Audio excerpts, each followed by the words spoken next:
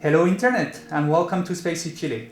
This is our very first interview and for the occasion my guest is Clara Maurel, Ph.D. candidate in planetary science at MIT.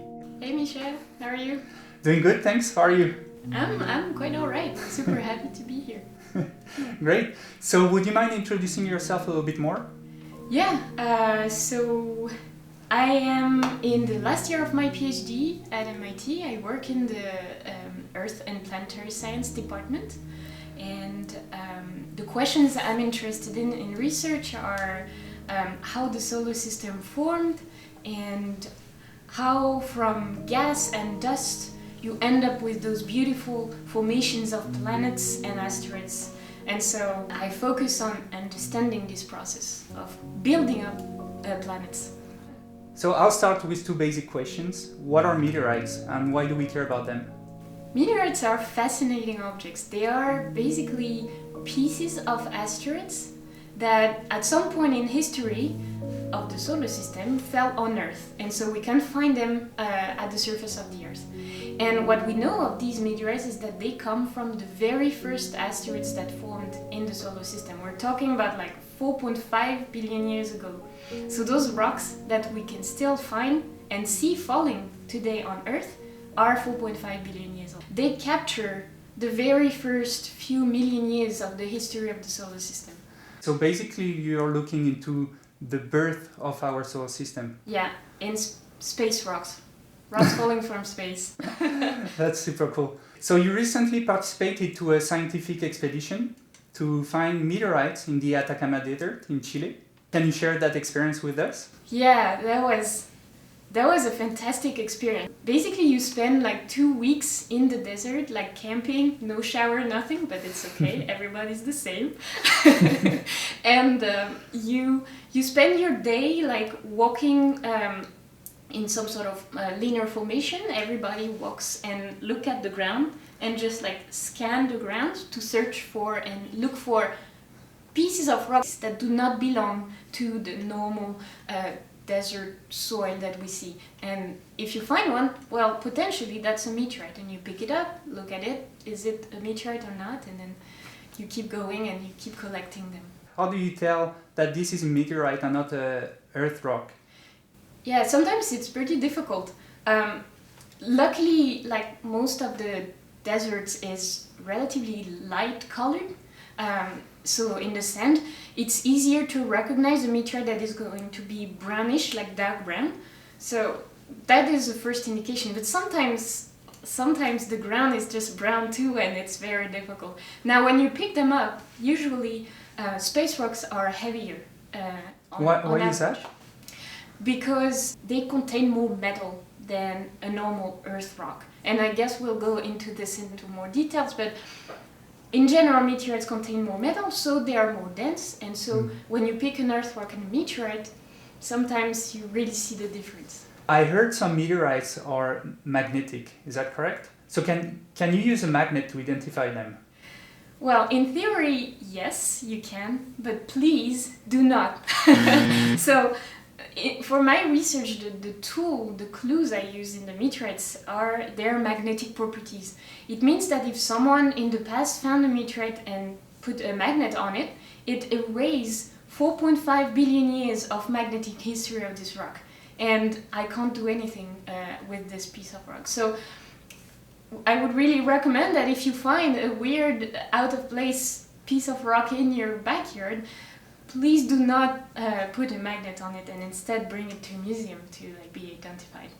So why did you have to go so far to collect meteorites? The thing is that if a meteorite falls in a wet climate, it's gonna tend to rust away. The metal will be altered by the wet climate, and it will in the end disappear. And so deserts are great places to go find meteorites because they're dry, and so they preserve those things for thousands and thousands of years without them rusting away. That's why we go to desert places. And another reason, of course, is that there's no human constructions, there is nothing, so it's easier to find as well. So how diverse are the meteorites? Do they look all the same?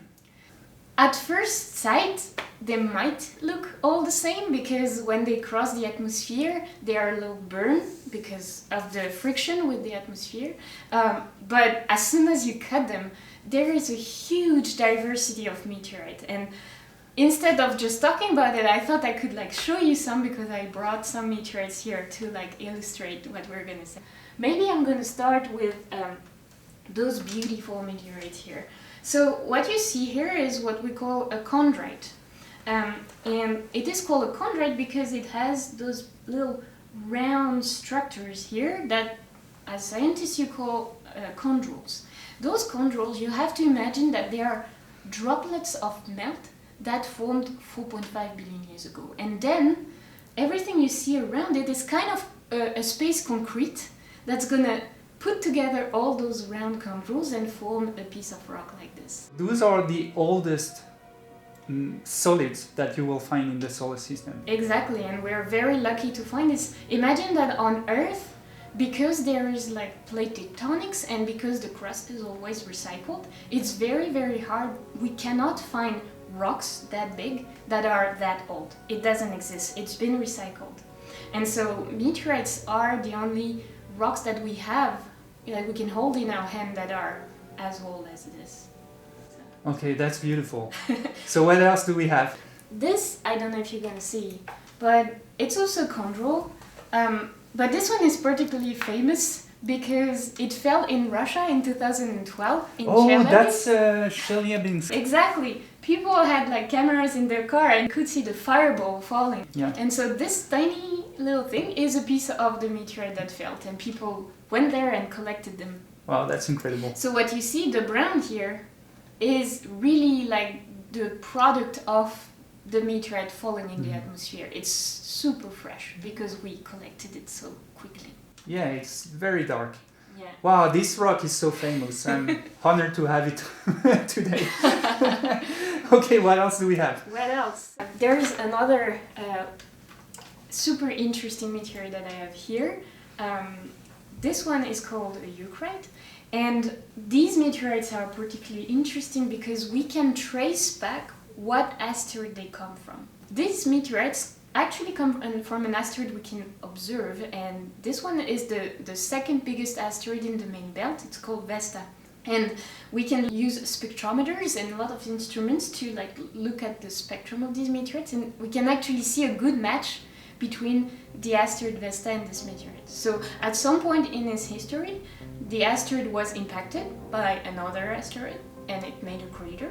It excavated a lot of material, and part of this material arrived on Earth in the form of meteorites. Wow, it's incredible. We can link this little rock to an object we're seeing in the sky. Yeah. That's amazing. And so Vesta was recently visited by a space mission, right? The Dawn mission. Yeah, the NASA Dawn mission that went to Ceres, the biggest asteroid, and Vesta, and with the instruments that were on the spacecraft, they could also confirm this good match between the meteorites and the asteroid. Wow, fantastic. So I have two other interesting things here. Most meteorites, they come from asteroids, either asteroids that still exist or asteroids that existed, but some also come from satellites and planets. And so we have some meteorites that come from the moon and come from Mars. Wow. So this little one here is actually a piece of the moon that wasn't brought by the astronauts, but that fell on Earth at some point. And how do we know that? Because we compared this rock to what the astronauts from the Apollo mission brought exactly. back? Okay. We were so lucky to have those Apollo samples, and we could make a direct comparison, and it was the same. And this one is from Mars, so same, an impact on Mars, some material ejected, and it arrives on Earth. And how do we know it's from Mars? Is because we find the same composition in this meteorite, the same as what the rovers that are on Mars find on Mars rock.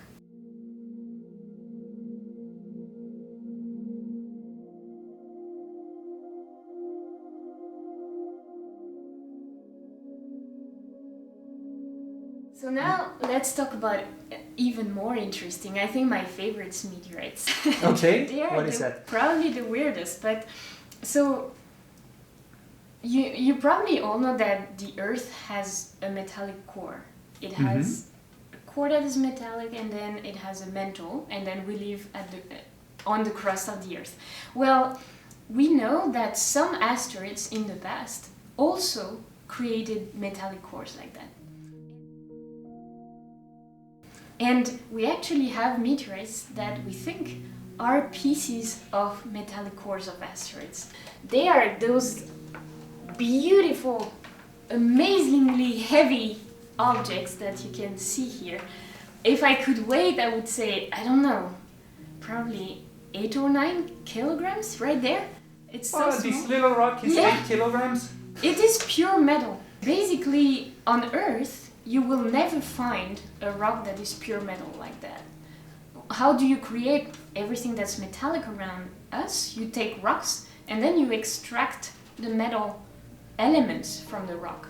Here, it's been extracted through geological process on the asteroid, and it felt in the center of the object to form the core.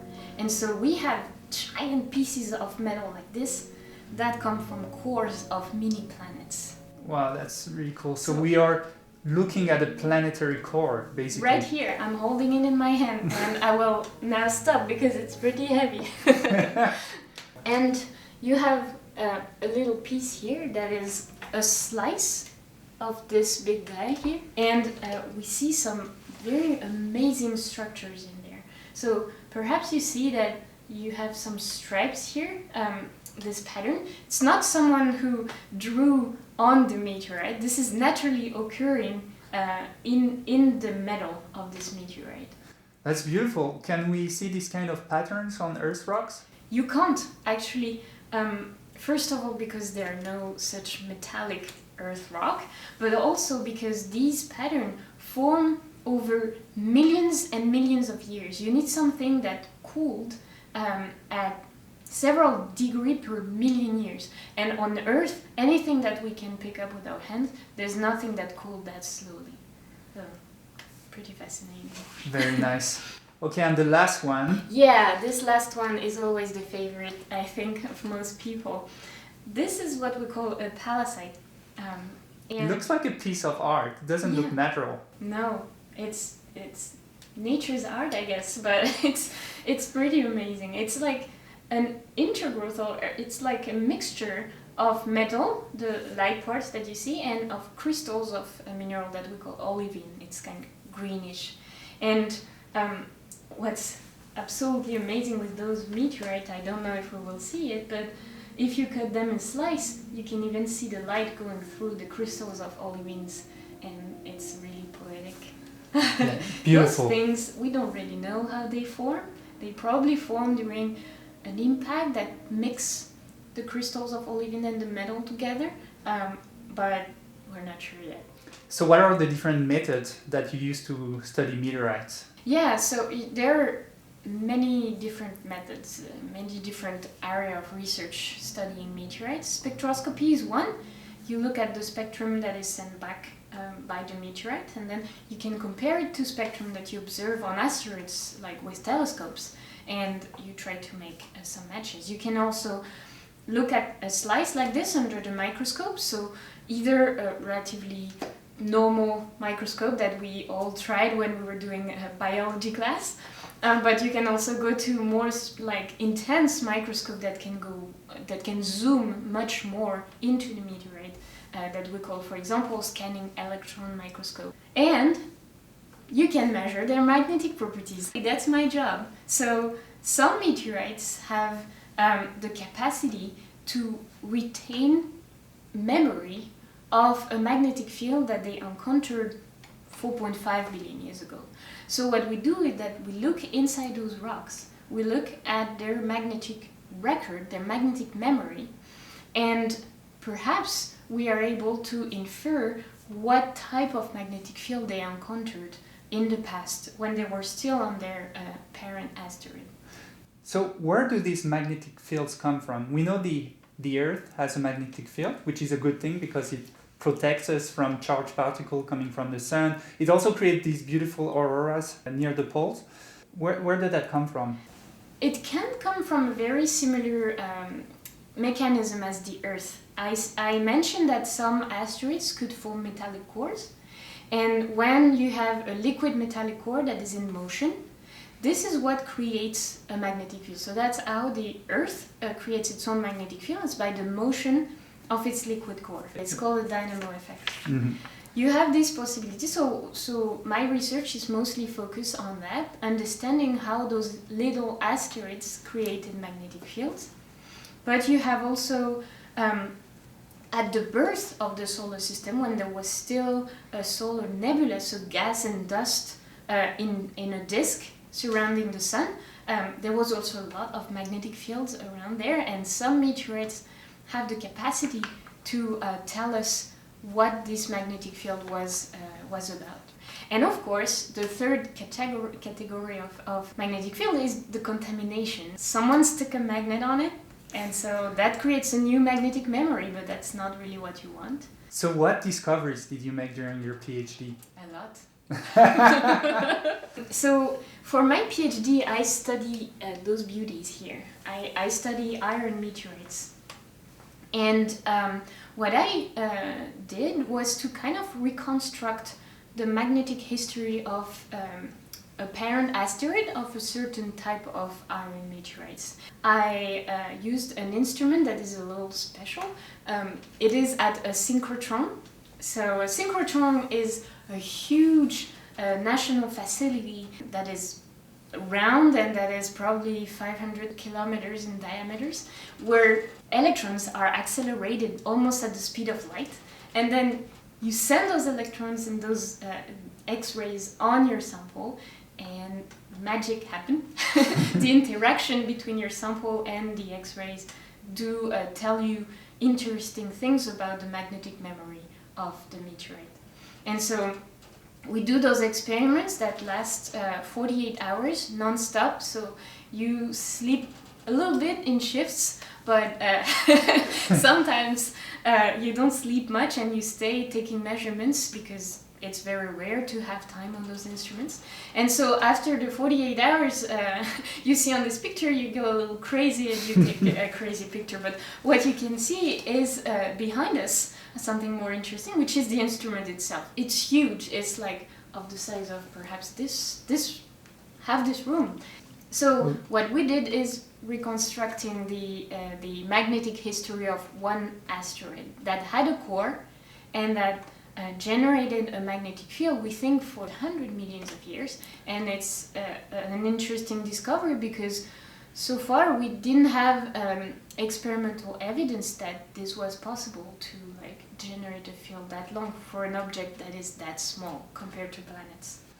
Okay, so you brought an image to show us what a metallic meteorite looks like from very close. Mm-hmm. So what are we watching? So personally, I find this completely amazing that we can see that on a metallic object. But let me take this slice again to illustrate where this comes from. So you see the stripes here. What we're looking at is the interface between the stripes. And for this, you need a very powerful microscope to zoom in and see appear those structures that are only a few hundreds of nanometer in size. And what you look at here is the magnetic memory of the meteorite. This is what preserves the magnetic memory. What we did in the study is that you can measure the size of those little blobs that you see, and their size is directly connected to how fast they cooled when they were on their parent asteroid. So you can kind of use that to reconstruct also the thermal history of the parent asteroid. We're almost at the end of the interview. Do you want to tell us any fun fact or anecdote about your research and your research? Yeah. Let me think. I guess we talked about the very micro nanometer experiments that I did, but in the course of my PhD, we also had a crazy idea of an experiment where we thought, well, we've always been looking at tiny micron scale meteorites, but what if we were looking at the biggest we have on Earth? That might sound like a crazy idea, but there's actually cool science to be done by measuring bigger and bigger meteorites. So a student who worked with me, she designed an instrument that could measure the magnetic memory of iron meteorites that were half a ton. Wow. So we went to the Smithsonian Museum of Natural History, and they let us look at their biggest specimen. We're talking about meteor-sized metallic meteorites, so half a ton of material that we could measure. They had to lift them with a forklift and bring them to us so that we can measure it in the instrument. So that was the most cowboy moment of my of my PhD. Wow, that's incredible. A very interesting experiment. What's the future of your research field? Probably a bright and beautiful future. Okay.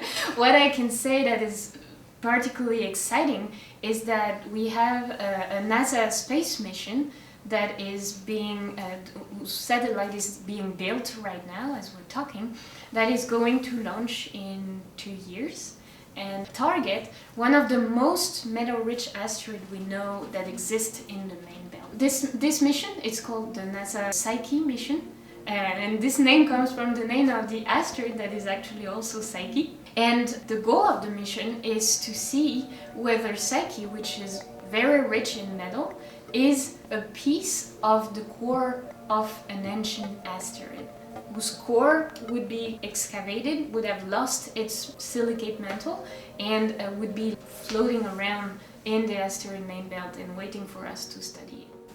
So what do you expect to discover throughout this mission? Or what would be your dream discovery? Those are two different questions, you know?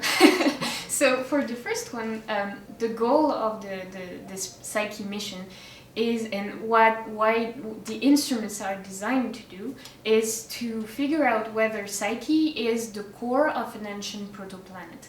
So there are a few instruments on this spacecraft. The first one is a magnetometer that is going to search for this magnetic memory that would be held in some of the material that is on the asteroid. There is a spectrometer, and there is a gamma ray spectrometer also to measure the elemental composition of the asteroid. And by combining that this asteroid has a magnetic memory, and does it have the composition of a core or not, then we might be able to figure that out. Now what I would dream to see, well, that would be great if we could find that it's the core of a protoplanet, but we don't, it's a weird object. We've never visited something that is that metallic. And so my bet is that we're gonna arrive there and it's gonna be something completely different we haven't thought about. And that would be my dream. That would be, what is this thing? How do we explain that?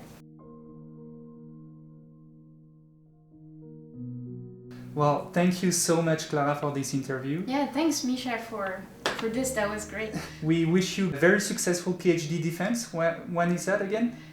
Probably in a few months. Yeah. Wow, okay. So next time we talk, you'll be Dr. Maurel. Well, fingers crossed. Okay, thank you again. Thank you. And bye-bye.